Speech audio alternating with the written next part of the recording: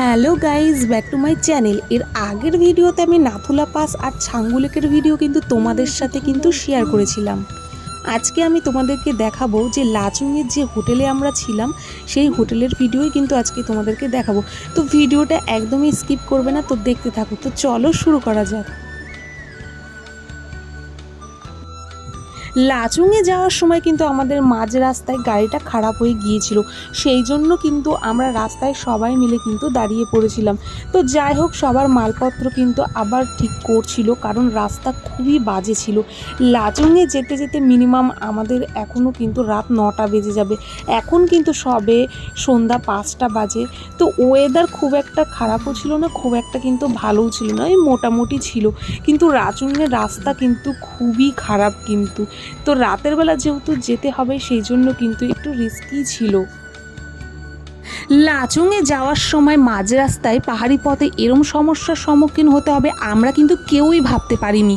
তো সেই জন্য কিন্তু আমরা মাঝ রাস্তায় দাঁড়িয়ে পড়ি। আর রাস্তায় এমনই ছিল যে আশেপাশে কোনো দোকান বলো, বাড়ি বলো বা অন্য কোনো রাস্তা কোনোটাই কিন্তু ছিল না। তো ফাইনালি কিন্তু আমরা আমাদের কিন্তু হোটেলে চলে এসেছি। আর ওই যে দেখো হোটেলের নাম এখান থেকে দেখা যাচ্ছে। আর কি সুন্দর হোটেলটা ছিল, তোমাদেরকে বলে বুঝাতে পারবো না। তো চলো দেখাচ্ছি আমি তোমাদেরকে এক এক করে। প্রথমেই দেখো গাছগুলো কত সুন্দর, আমি কিন্তু একটাও কিন্তু নাম জানি না। এটা হচ্ছে হোটেলের বাইরে, আমরা ছিলাম দোতলাতে। তো আমাদের হোটেল থেকে দেখো পুরো পাহাড় দেখা যাচ্ছিল, এই যে দেখো পাহাড়।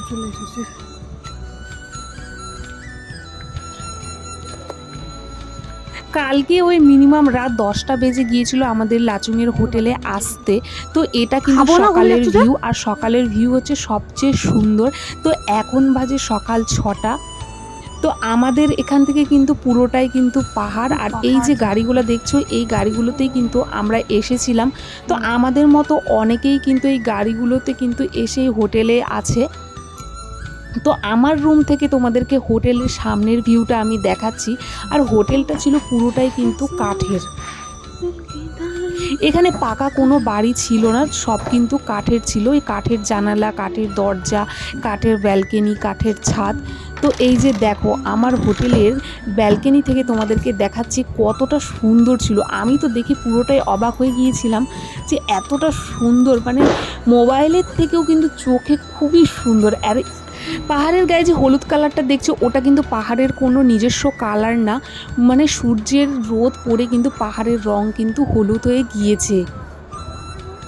আর আমাদের সামনে থেকে যে নদীটা দেখছো, ওই নদীটা কিন্তু মিনিমাম 2 ঘন্টা লেগেছিল ওই নদীটাতে যেতে। আমাদের ব্যালকনি থেকে মনে হচ্ছিল অনেকটাই কাছে হয়তো নদীটা, কিন্তু না, যখন আমরা গিয়েছিলাম অনেকটাই কিন্তু টাইম লেগেছিল। ওই যে বললাম মিনিমাম 2 ঘন্টা।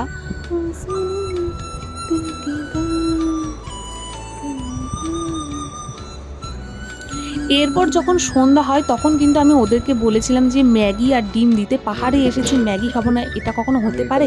কিন্তু দাম শুনলে তোমরা বলবে। এর দাম নিয়েছিল হচ্ছে 100 টাকা ম্যাগির দাম। তো টাটা বন্ধুরা, ভিডিওটি ভালো লাগলে অবশ্যই চ্যানেলটিকে সাবস্ক্রাইব করে দিও।